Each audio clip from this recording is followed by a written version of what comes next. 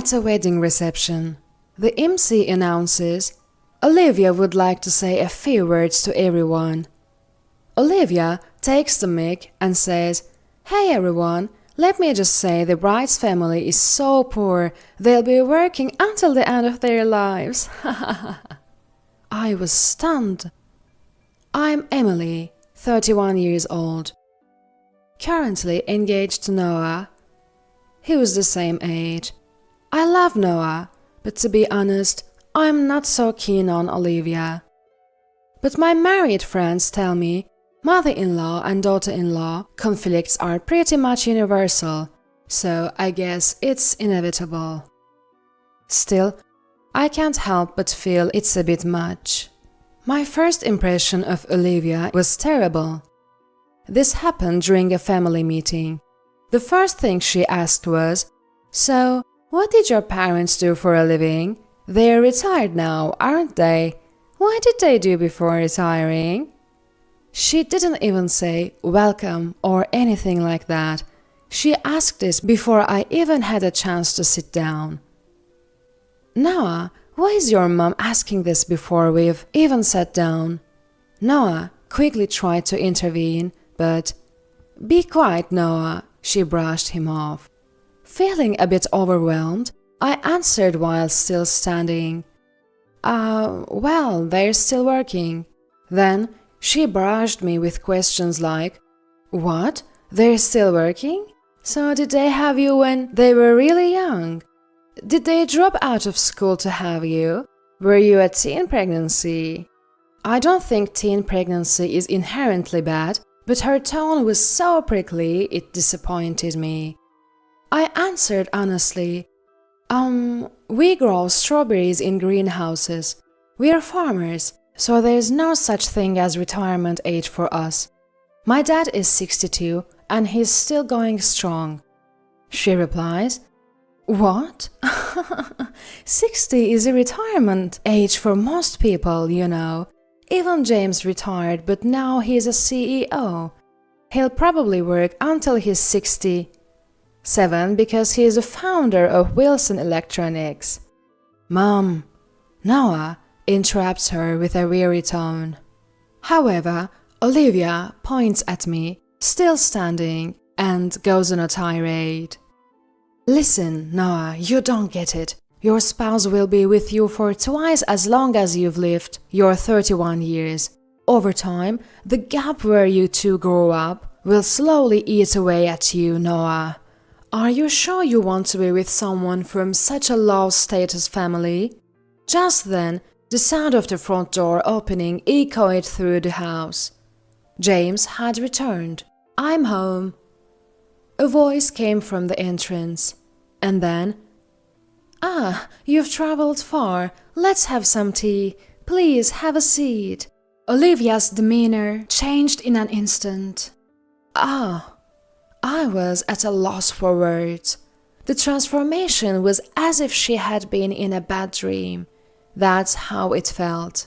I'm really sorry for making you uncomfortable. Noah apologized on our way home. Yeah. Truth be told, I wasn't feeling great either, so I couldn't say, it's fine. But what was that all about? After James arrived, we all spent time pleasantly in the living room. I couldn't tell if the weird vibe before was the dream, or if the good times after James arrived were the dream. I felt confused and disoriented. It seemed my bewildered expression gave me away. You see, Mom has this pride about starting a successful business from scratch. But that's no reason to hurt you. I'll have a stern talk with her, Noah said. I see. It became clear that Olivia's real nature was what we saw before James arrived. But Noah's stern words only fueled combative spirit. From then on, she became even more hostile towards me. And as we had several occasions to meet, like during wedding preparations, Are you sure you're actually going through with this wedding, even though you are so poor? Olivia would say to us every time we met, "We're not that poor," I managed to reply. "But you are definitely poorer than us," she retorted. "Absolutely. I don't know how much income Noah's family has, but I know they have a successful business." "Enough, Mom." Even Noah slammed his hand on the table in anger. "A marriage between the two people involved, isn't it? And your attitude, criticizing Emily's family behind Dad's back and trying to make her back out of the wedding, is just unbearable. It's really underhanded. You know what? If you hate the idea of our marriage that much, you don't have to come to the wedding. Dad said he has to miss it because of important overseas business dealings. So, how about both parents just don't attend?" This seemed to light a fire under Olivia. "We'll see about that wedding," she muttered, leaving her words hanging in the air. I had thought that her words were merely a case of sour grapes after being confronted head-on by Noah, but I was wrong. On the day of the wedding, it all erupted in the grand fashion. The ceremony went off without a hitch, transitioning into the wedding reception. I was in a pristine white dress. Noah was in a grey tuxedo. We both sheepishly complimented each other. "You look beautiful." "Noah, you look great too." We were enveloped in our own happiness. As we sat at the head table, the MC hurried over and whispered, Olivia wants to make a speech." "What?" I looked up to see Olivia, already front and center, poised to speak. She stood tall. "I have something very important to address in front of you all," Olivia said confidently. Unable to think of a reason to object, we had no choice but to let her proceed. Then, microphone in hand, Olivia began. "Ladies and gentlemen, I'm Olivia, the groom's mother." The unexpected introduction from Olivia quieted the room for a moment. Unfazed, Olivia continued. "As the wife of the founder of Wilson Electronics, I've diligently raised Noah to be the future CEO. However, he's ended up with this kind of bride." "This kind of bride?" I was stunned, frozen at the head table. Just moments ago, I was basking in the joy of being with a happy Noah and the blessings from everyone. Now, my inner warmth plummeted below freezing. Olivia probably intended that. I had played right into Olivia's hands. Then she added, "I hesitated to bring this up at the ceremony, but for the sake of Noah's future, I'll say it. The bride comes from a poor family that will have to work until the end of their lives." "What? What's this about?" Noah raised his voice.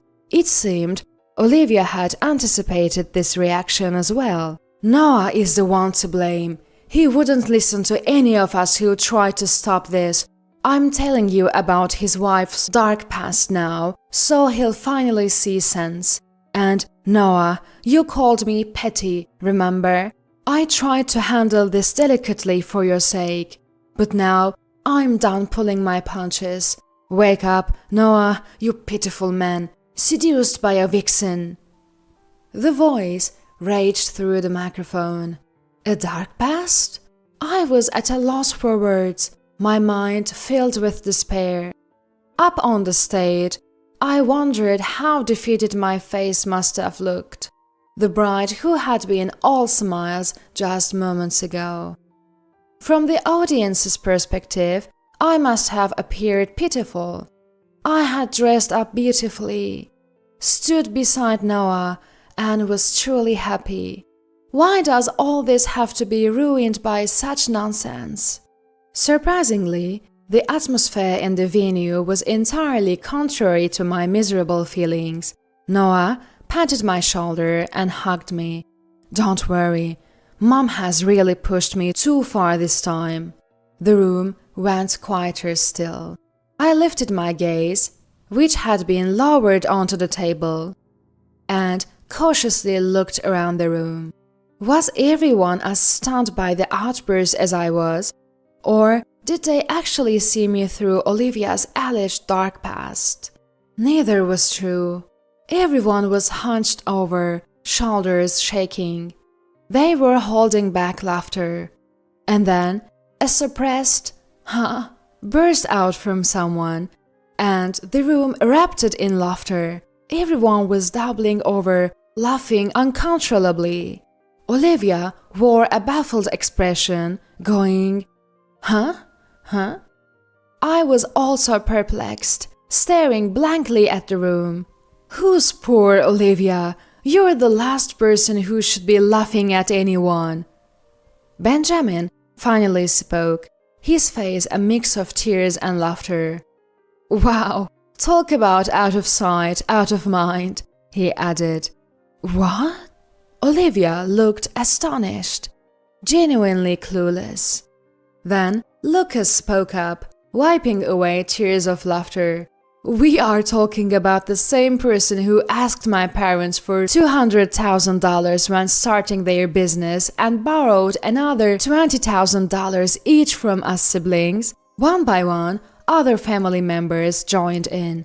I thought it was odd that only their family was asked for $200,000. But then I heard you yelling, "If I knew your son would be such a loser and get fired, I'd never have married him. So I guess it couldn't be helped," said another relative.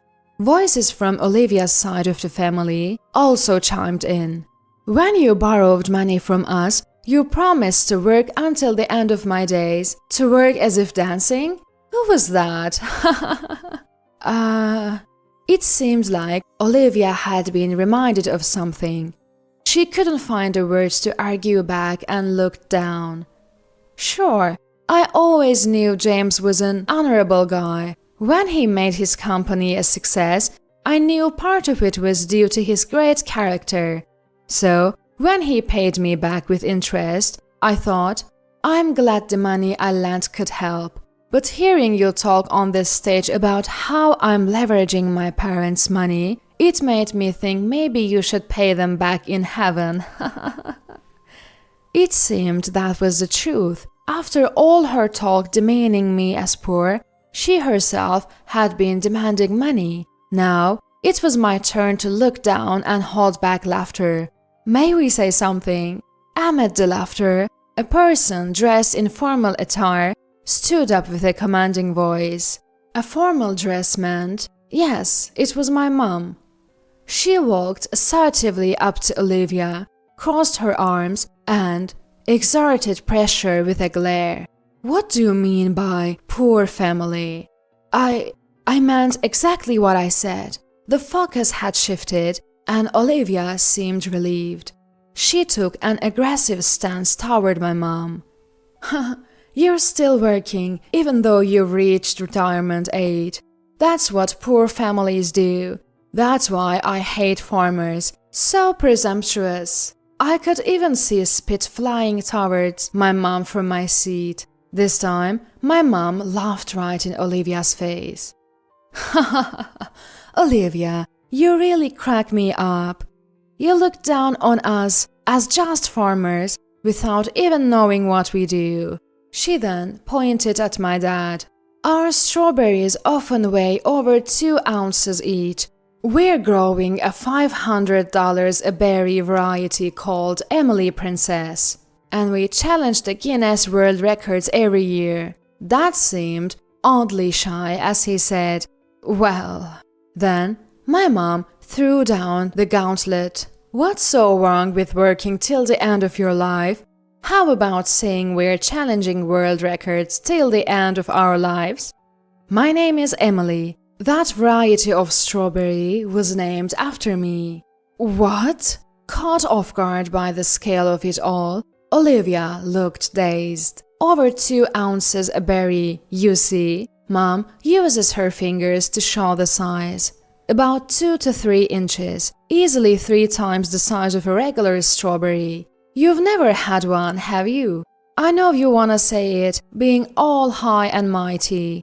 Olivia slumps down in her seat.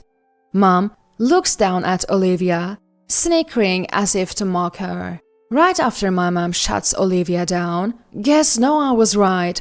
Olivia was looking down on us. Another voice echoes from a different table. What's that voice? It's a voice I recognize.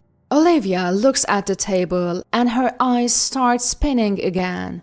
Is Olivia's life over? That table is for the groom's friend, and the person standing there is James. The room buzzes. Amid the chatter, James starts to speak. I heard from Noah that Olivia opposed the marriage. Trash-talking Emily's family behind my back. Olivia thought she could do this because she always talks about the dignity of work, thinking she can't demean Emily or her family in front of me. Noah told me Olivia's comments during our planning meetings were underhanded. Olivia, you were doing an honorable job as a homemaker. I assumed you respected the concept of work and respected me as well. So I told Noah Olivia would never say such a thing. I managed to reschedule my business trip and told Noah that I could attend the wedding. Noah said I should sit at his friend's table. It would be a chance to engage with the younger generation, something I could leverage in my career. So I agreed.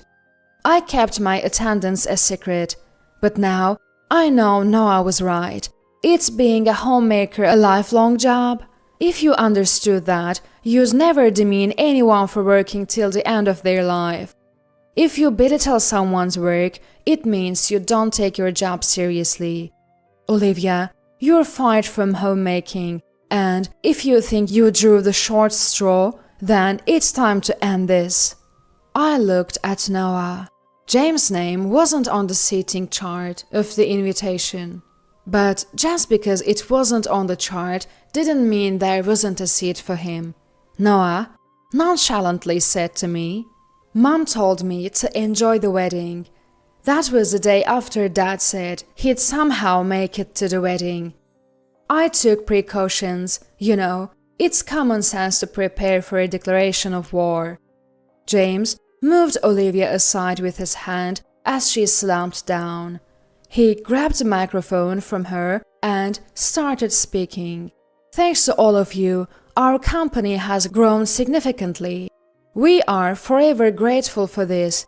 To Emily's parents, who raised her to be the woman she is today, and for agreeing to have her marry my foolish son Noah, I offer my deepest gratitude. Olivia remained slumped over, trembling and curling up. Relatives, James and our parents, everyone was pointing fingers. It was indeed a situation where she was isolated on all sides. But, leaving Olivia aside, "Congratulations, Emily!" Applause erupted from everywhere. The atmosphere instantly switched to one of celebration. "Work until the end of my life? Sounds great! I'll dance till I drop.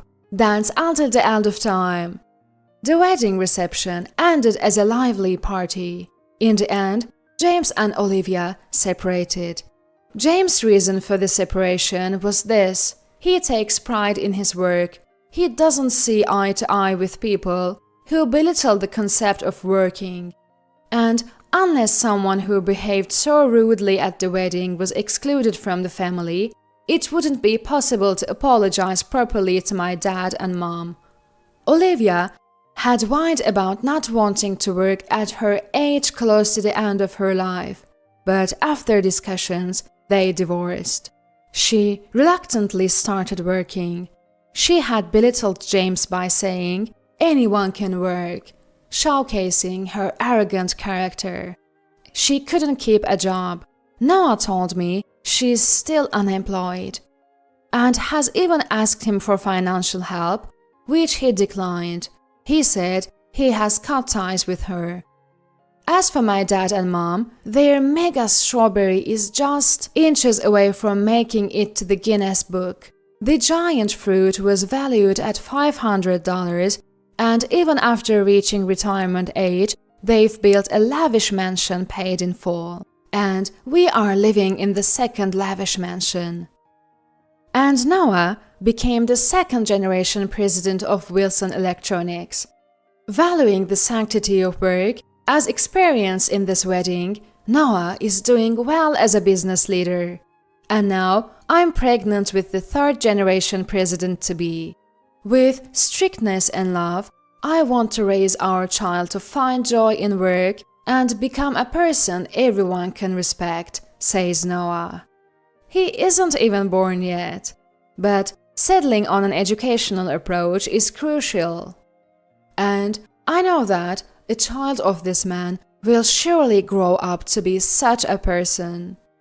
Feels safe to be born. I rubbed my belly.